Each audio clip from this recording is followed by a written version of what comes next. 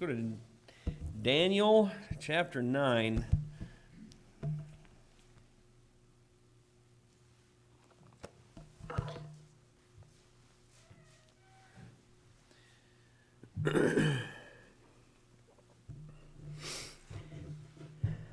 Daniel chapter 9, finishing up on the 70 weeks.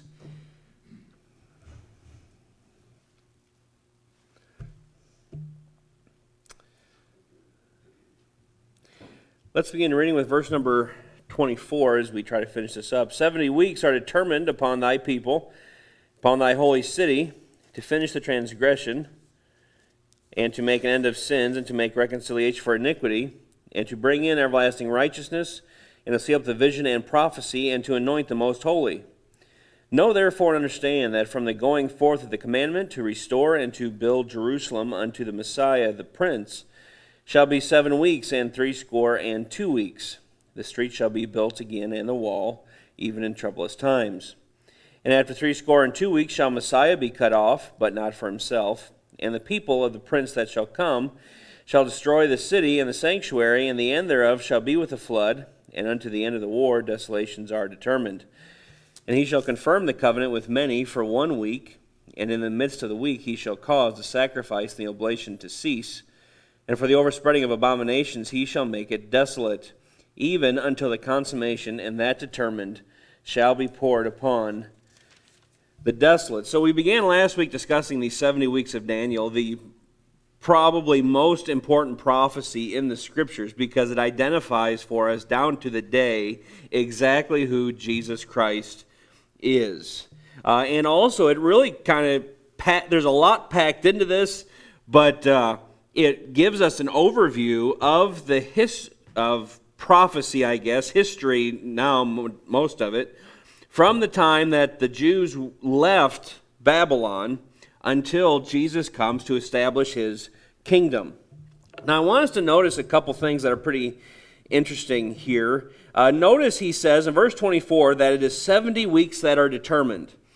So for the nation of Israel, after they leave, and this is later on when the decree is signed, so to speak, for them to build the city again, there are 70 weeks that are required in order to fulfill God's dealing with the nation of Israel. And I think it's pretty interesting. You know, we remember from Matthew chapter 18, Peter asked Jesus, "How oft shall my brother trespass against me, and I forgive him? Till 7 times?" You know, Peter thought he was pretty big, you know. I can forgive him 7 times. But you remember what Jesus said? 70 times 7, or 490 times. Now, we look at that and we understand it's somewhat of a figure of speech. You know, I don't think God wants us to keep tally on it. Okay, buddy, you are at 399. You're starting to get pretty close here before I stop forgiving you. I don't think that's what Jesus had in mind. And while it is a figure of speech, there's also something else I think that is intended there. This idea of 490. That is how God has dealt with the nation of Israel in terms of his relationship with them in segments of time that equal out to be 490-year segments. And that's exactly what he talks about here. He says 70 weeks. That is 70 sevens. That's 490 years that he is talking about here. And just to kind of illustrate this for you, if you go from the promise to Abraham of having his son until the time of the Exodus, you have a total of 505 years. But if you take out the 15 years from the time Ishmael is born until actually you get to the birth of Isaac, you have a total of 490 years. And then if you go from the time of the Exodus until the completion of the temple of Solomon, you have a total of 601 years, but if you subtract the years that Israel was not in favor, the time that Israel was in bondage in the book of Judges, you have 8 years from Mesopotamia, 18 years from the Moabites, the Canaanites was 20 years, the Midianites was 7 years, the Ammonites was 18 years, the Philistines 40 years.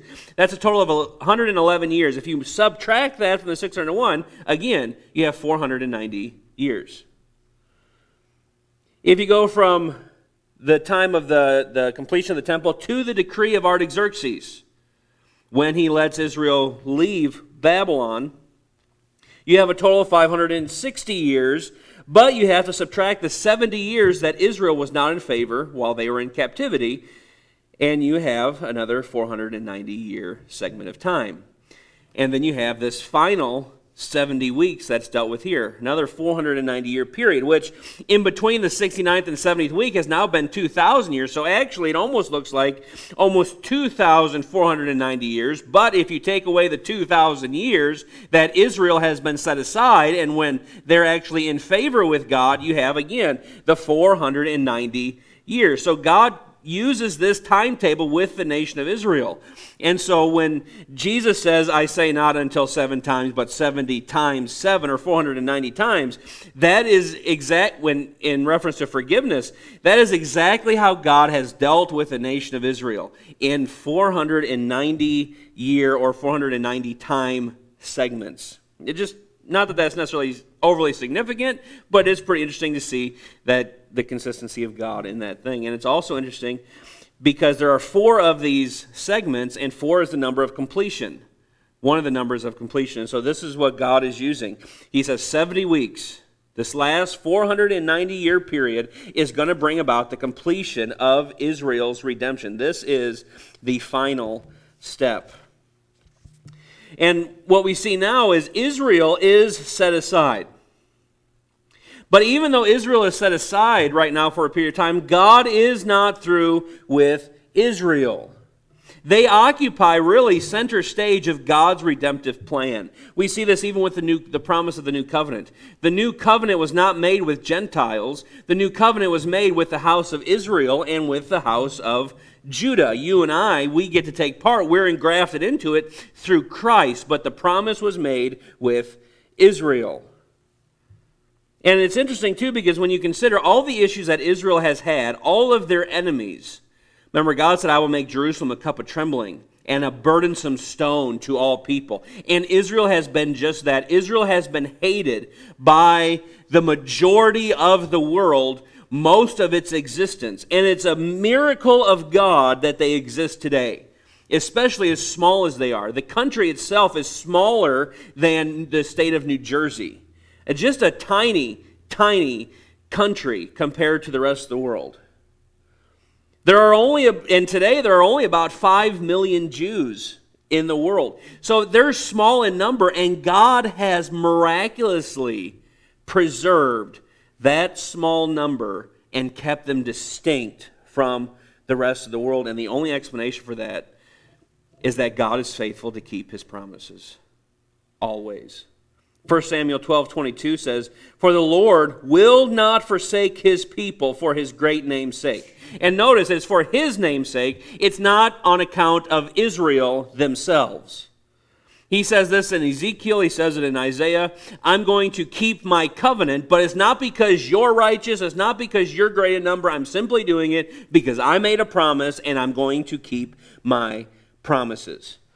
In Psalm 89, God speaking to the nation, He says, If they break my statutes and keep not my commandments, then will I visit their transgressions with a rod and their iniquities with stripes. Nevertheless, my loving kindness will I not utterly take away from him, talking about Israel, nor suffer my faithfulness to fail.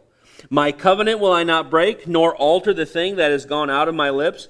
Once have I sworn by my holiness that I will not lie unto David. His seed shall endure forever, and his throne as the sun before me. It shall be established forever as the moon, and as a faithful witness in heaven. Romans 11:1 and 2. I say then, Paul says, hath God cast away His people? God forbid. In verse number 2 says, God hath not cast away His people, which He foreknew. God is not through with the nation of Israel. Jesus says in Matthew 24, this generation, speaking of the nation of Israel, this generation shall not pass until all be fulfilled. He says also that at His second coming, He's going to gather together His elect. He's going to gather together the nation of Israel when He descends from heaven, from the four winds. And I also want you to notice here in verse 24 that all 70 weeks are required to fulfill this. The entirety of this 490 years are required for all of Israel to experience these things. Not part of the 70 weeks, all of the 70 weeks. Not part of Israel, but all of Israel. And this whole prophecy is not about the Gentiles. It is about Israel. And Israel as a whole has not yet experienced the 6 things that are mentioned in verse number 24. Now, these 70 weeks, as we talked about last week, they began quite a while after Daniel has died and gone. Probably about 100 years or a little over. And so Daniel, he saw the king give the decree for the people to go back to Israel, but Daniel would not see the decree that was made for them to build the city. And as we discussed last week, that happened March 14th, 445 BC. It was the decree of Artaxerxes. But notice here in verse number 25, it says, "Know therefore and understand that from the going forth of the commandment to restore and to build Jerusalem unto the Messiah the Prince shall be 7 weeks and 62 weeks." So there are 2 segments here. So there are 69 weeks total, 483 years, 173,880 days until Jesus comes in at his triumphal entry, April 6th, AD 32, and he is there declared to be their king, to be their ruler. Before that, he was identified as the Messiah. He was identified as the Son of God, as the Lamb, but he was never officially declared as the king and the ruler of the Jews until that day when he rides into the city of Jerusalem. And that ended the 69 weeks. The timeline started when the decree was made for the city to be rebuilt. That 69 weeks ended when Jesus rode into the city. That was it.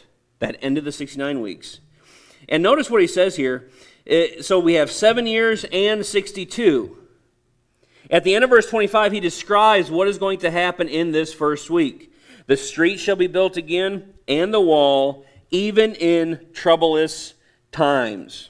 And we remember from reading Nehemiah, it was troublous times. You know, you had people building the wall, and one person, he's setting bricks with one hand, and he's holding his sword in the other hand, having to fight off the enemy. It was troublous times the entire time.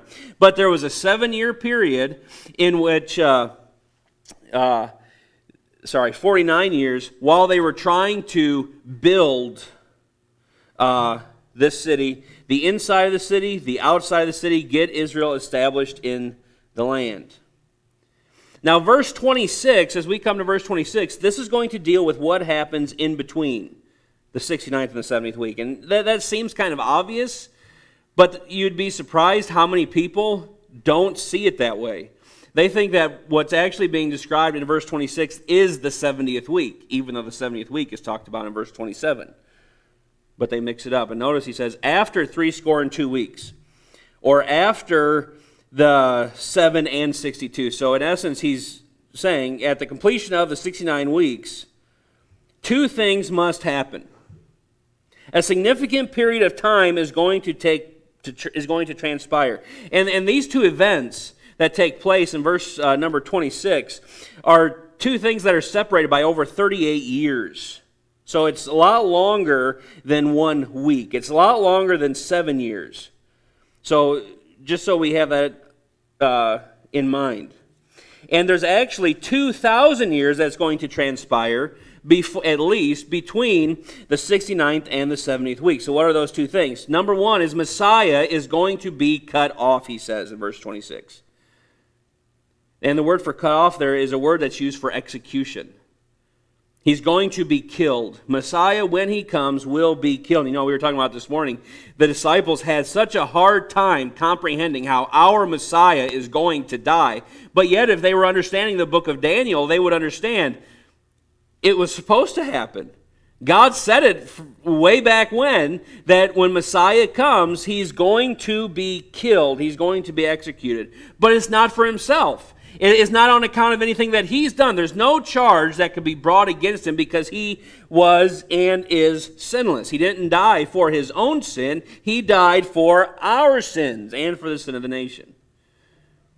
In John chapter 11, Caiaphas, the high priest, makes a prophecy, but I don't think Caiaphas understood that it was a prophecy. It says in John chapter 11, verse 50, "Now consider that it is expedient for us that one man should die for the people, and that the whole nation perish not." And John gives us commentary, "And this spake he not of himself, but being high priest that year, he prophesied that Jesus should die for that nation. And not for that nation only, but that also he should gather together in one the children of God that were scattered abroad." See, Caiaphas said, it's better if this man dies than that the whole nation would perish. Because if we let this guy keep going, he's going to cause an insurrection, and Rome's going to come in and just wipe us out.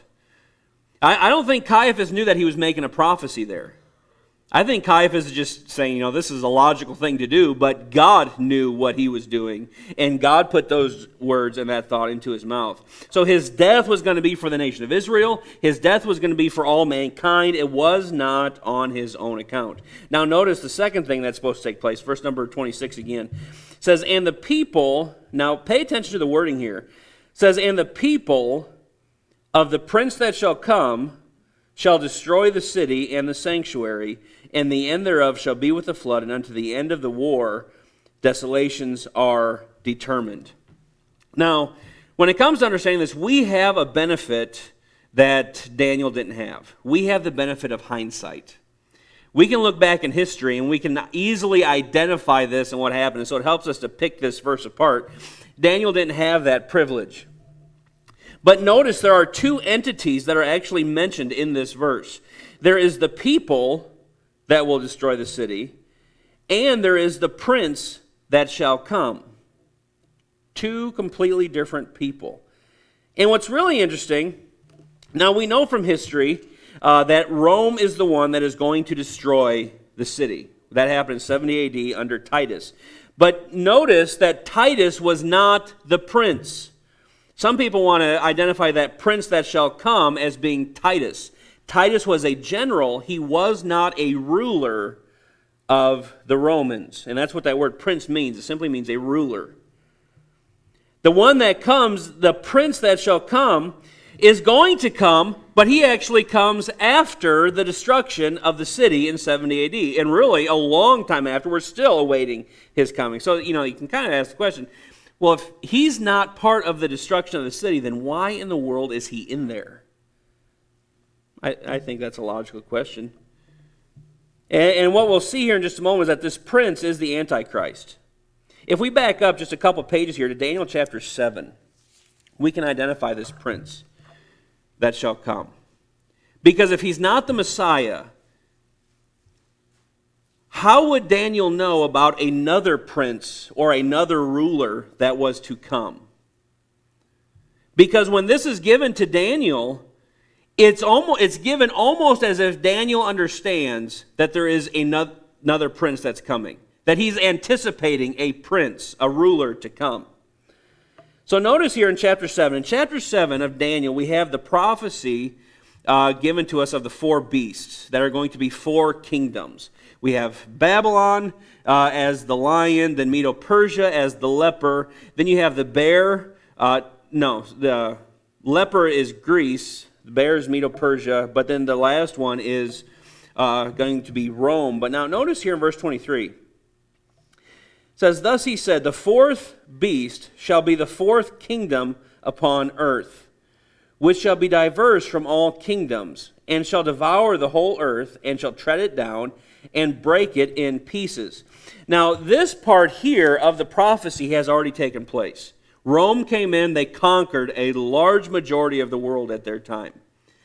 But there's a part of this now that has not been fulfilled, and notice verse 24. "And the 10 horns out of his kingdom are 10 kings that shall arise, and another shall arise after them." That's the little horn that we saw earlier in the chapter. It's the little horn. This is the prince that shall come. This is the ruler that is coming. And he shall be diverse from the first, and he shall subdue 3 kings. And he shall speak great words against the Most High, and shall wear out the saints of the Most High, and think to change times and laws, and they shall be given into his hand until a times, and dividing of time. So 3.5 years. So this little horn, this 11th king that's to rise, is the prince that shall come. He's the coming ruler. And where does he come from? He comes from Rome. It is Rome that destroyed the city. And so the people that come and actually destroy the city come from Rome. That's what's being identified. Jesus prophesied of this in Luke chapter 21. He said, when you see Jerusalem compassed with armies, then know that the desolation thereof is nigh. And he tells the Jews, get out of the city. Leave. In Matthew 22, verse 27, Jesus mentions it in a parable. But when the king heard thereof, talking about the death of the son, he was wroth, and he sent forth his armies and destroyed those murderers and burned up their city. And that's exactly how Jerusalem was destroyed. It was besieged, and then they came in and they burnt the city. And actually, as they were burning the city, they were specifically told not to destroy the temple. But yet the temple caught fire. And then as it was burning, it got so hot that all the gold began to melt down into the cracks between the stones. And the Roman soldiers went nuts when they saw the gold melting. And so they went in and they literally tore every stone apart trying to get the gold. And that's what Jesus says in Matthew 24. It says, verily I say unto you, there shall not be left here one stone upon another that shall not be thrown down. Now, part of the reason that's significant is because you go to Israel today, they have the Western Wall that's there, and supposedly that is the Western Wall of the temple that was left standing. It is not the Western Wall of the temple that was left standing, because Jesus himself said not one stone would be left upon another. Micah chapter 3 verse 12, in describing the destruction of Jerusalem, he says, therefore shall Zion for your sake be plowed as a field, and Jerusalem shall become heaps, and the mountains of the house as the high places of the forest. So the Romans, when they came in, actually, after they destroyed the city, they plowed the city under. See, what's there now in Jerusalem that is called the Temple Mount in the city was actually rebuilt by a Muslim. Actually, I think it was the king of Saudi Arabia. Anyway, he had it built back in the 1500s. So what's there is not at all from the time of Jesus. It's all been rebuilt since then. And there's more to that. The actual city, Jerusalem, is just a little bit south of that, where the temple would be, and that they'll eventually figure that out and it'll solve their whole problem and they'll be able to build the temple, which they're ready to do right now. But notice he says that the end thereof will be with a flood. And what he's describing is just like as a flood comes through and it wipes out everything in its path, that is exactly what it was like when Rome came into the city and destroyed it. Over 1 million Jews were killed. See, Jerusalem at that time only had about 200 and some thousand Jews that actually populated the city. But when they came in to destroy the city, it was during a feast time. And so millions of people, Jews from around the world, had come to Jerusalem for that time, and it was during that time that Rome came in and besieged the city and surrounded it, and nobody was able to get out. Over 1 million Jews were killed. 6,000 were taken as slaves. In fact, there were so many people that died so quickly that they couldn't even bury the people fast enough. And historians say that the land was filled with a stench, the stench of death from the rotting corpses. And the end of verse 26 describes the history that Israel is going to have since that time. He says, unto the end of the war, or regarding the end of the war. After that war is over, this is what's going to happen. He says desolations are determined. There's going to be desolation after desolation after desolation. And that has been the history of Israel. We know at the First Crusade in 1096, as the Roman Catholics were coming across Europe to take back the Holy Land for the Mother Church, On their way across, they decided they were going to kill every Jew they saw across Europe as they traveled. The Second Crusade was even worse in 1146. They were persecuted in the 1300s as being the cause of the Black Death. You see, the Jews were real clean people. So when the Black Death went through Europe, the Jews didn't get sick. And so they were blamed as being the ones that caused this. And of course, we're familiar with the 1940s and the millions that were killed by Hitler. 1 in every 3 Jews was put to death by Adolf Hitler. But now notice here in verse 27. Daniel chapter 9, verse 27, the focus of verse 26 was not the Gentiles. Keep that in mind. Verse 27 is not about the Gentiles either. It is about Israel. Messiah is going to be killed. The city is going to be destroyed. The history of Israel is going to be desolation after desolation. And then this final week finally brings the completion of Israel's salvation. Notice here verse 27. It says, and he, talking about the prince that shall come, the Antichrist, he shall confirm the covenant with many for 1 week. And in the midst of the week he shall cause the sacrifice and the oblation to cease, and for the overspreading of abominations he shall make it desolate, even until the consummation, and that determined, shall be poured upon the desolate. So this is not the Messiah that makes the covenant. You read a lot of older commentaries, and that's exactly what they say. They want to identify this he, or the prince that shall come, as being Jesus. But this is not Messiah, it is the false Messiah. And he does such a good job when we look at Revelation chapter 6, the rider on the white horse, the false Messiah that comes there. He is such a good imitation that most commentators and most of Christianity get it wrong, misidentify him. But he will come out of the Roman Empire in whatever form that takes. I don't think that the revived Roman Empire is going to be the European Union. It's going to be bigger than that. It is going to be global.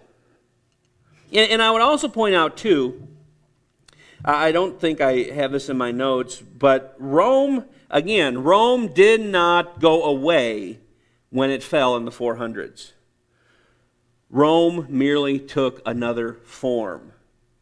And so, and that we know, obviously, as Roman Catholicism. And so, Rome has dominated the world. And it's really interesting when you get into some of this stuff, how much control the Pope has with really all the governments of the world. But there's a number of things that take place here in verse number 27 that I think we need to know. Number one, it does not say that he makes a covenant with many, but he is going to confirm a covenant. It is a covenant that is already in place. Chapter 8, verse 25 says that by peace he is going to destroy many. How does he destroy or seek to destroy the nation of Israel? It's by coming on as a man of peace. In fact, Ezekiel even describes this for us, that there's going to be so much peace in Israel that they actually will not have a military. Antichrist will actually have some type of a campaign that's going to direct him through Israel in the middle part of this week. And when he comes, Israel will be completely at rest. They will have no swords. They're not going to have any type of military. And he's going to catch them off guard. That's what's described here. That is the extent of this covenant that is made. It is a covenant that will already be in place before the 70th week, but whatever takes place that begins this 70th week, he is going to confirm this covenant with them. And it's interesting that he only confirms it for a week. Could be that maybe whatever position he holds, that it is a term position, like president. Our president can only have a 4-year term.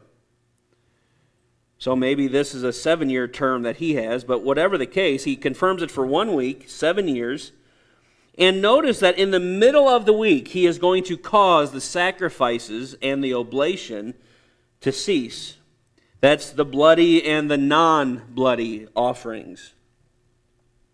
So if he stops those sacrifices, That implies two things. One, that the sacrifices are going to be instituted. Right now, they're working on it, but officially, there are no sacrifices that can officially be made in Israel because there is no temple. You have to have the temple in order for there to be sacrifices. Now, what's really interesting about that, today actually begins the Day of Atonement in Israel. And I was watching a news thing about this. And so because there is no temple to do actual sacrifices, they have some very interesting rituals that they do in place of that. So they'll go down by the river, and what they'll do is they'll take anything that's in their pockets and just throw it into the river, because they can't make a sacrifice. And then another thing that they do that I found really interesting is a rabbi will actually take a chicken, a living chicken, and wave it over people's heads. Now, I've had chickens, and I know that is a really bad idea.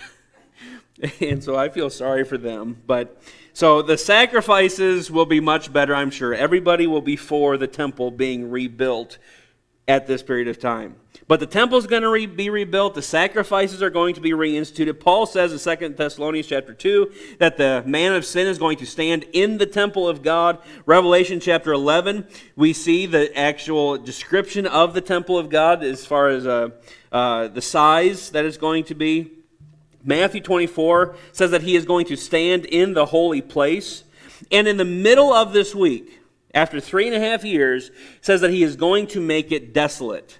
He is not going to destroy it, but he is going to make it desolate the same way that Antiochus Epiphanes did in Daniel chapter 8. He is going to have an idol placed in the temple, in the Holy of Holies, and he is going to stand there as a Gentile, declaring himself to be God. He will declare a false worship, and that will defile, it will desolate the temple. And then again, for the next 3.5 years, the last 3.5 years of this 70th week, there is going to be desolation after desolation after desolation for the rest of their history until Christ comes. We know from Revelation chapter 12, Israel is going to flee into the mountains because Antichrist is going to pursue them for 1,260 days. Jerusalem, it says, will in Revelation chapter 11, will be trodden underfoot of the Gentiles for 42 months. Zechariah describes that in this last 3.5 years, that 2/3 of the nation, 10 million, if it's using today's numbers, 10 million Jews are going to be killed. It's going to be twice that of the Holocaust. But then, that is what's going to bring, he says, the end to the 70 weeks. But is that all? And if you just read down through there, you'd almost wonder, kind of scratch your head, is that all that there's going to be? Israel's going to be persecuted? Israel's going to be killed? Antichrist is going to be worshipped? Is that how this whole thing ends? Well, if we remember verse 24, that after the 70 weeks, there is going to be the finishing of the transgression. There's going to be the end of sins. There's going to be reconciliation for the nation of Israel, reconciliation for their iniquity, everlasting righteousness, the end of the prophecy, the sealing up of the prophecy. And what is that? That is Christ's return. The most holy, the Holy of Holies, is going to be anointed and cleansed by Christ. So after the 70 weeks, Christ is going to come. He's going to destroy the Antichrist. He's going to redeem Israel and bring them back into favor with himself. And then he's going to rule and reign in righteousness. And that's all I got. So let's pray. And I'll let you out early, but don't get used to it. No. Father, thank you for this time that you've given to us. And Lord, thank you for the prophecy that we have. It points us to the time when you're going to come, you're going to fulfill all of your promises.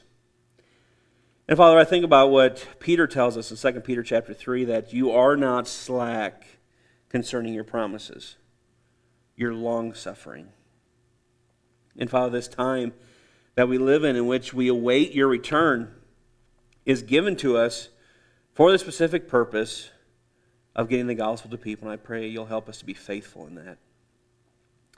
Father, I pray that we would learn to love you more. Pray that we would be faithful in our service to you. In Jesus' name, amen.